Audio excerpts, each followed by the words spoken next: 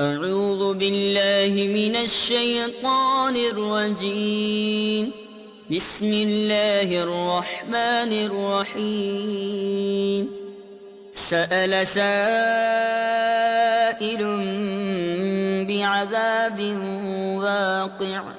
للكافرين ليس له دافع من الله ذي المعارج. تعرج الملائكة والروح إليه في يوم كان مقداره 50,000 سنة فاصبر صبرا جميلا إنهم يرونه بعيدا ونراه قريبا يوم تكون السماء كالمهل وتكون الجبال كالعهن ولا يسأل حميم حميما يبصرونهم يود المجرم لو يفتدي من عذاب يومئذ ببنيه وصاحبته وأخيه وفصيلته التي تؤويه ومن في الأرض جميعا ثم ينجيه كلا إنها لظى نزاعة للشوى تدعو من أدبر وتولى وجمع فأوعى إن الإنسان خلق هلوعا إذا مسه الشر جزوعا وإذا مسه الخير منوعا إلا المصلين الذين هم على صلاتهم دائمون والذين في أموالهم حق معلوم للسائل والمحروم والذين يصدقون بيوم الدين والذين هم من عذاب ربهم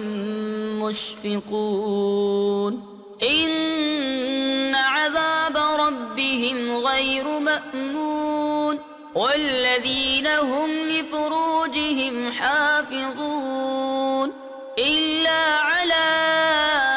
أزواجهم أو ما ملكت أيمانهم فإنهم غير ملومين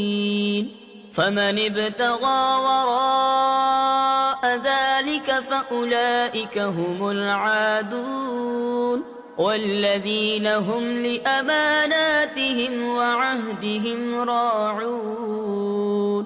والذين هم بشهاداتهم قائمون والذين هم على صلاتهم يحافظون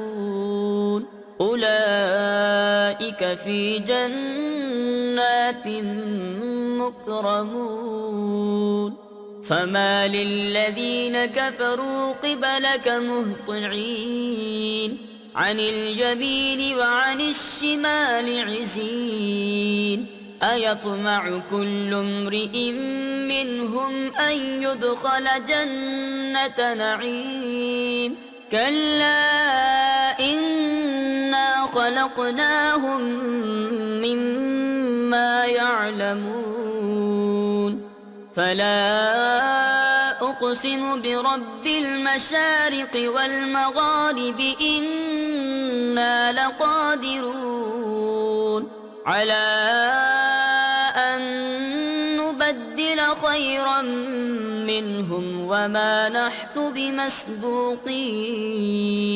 فذرهم يخوضوا ويلعبوا حتى يلاقوا يومهم الذي يوعدون يوم يخرجون من الأجداث سراعا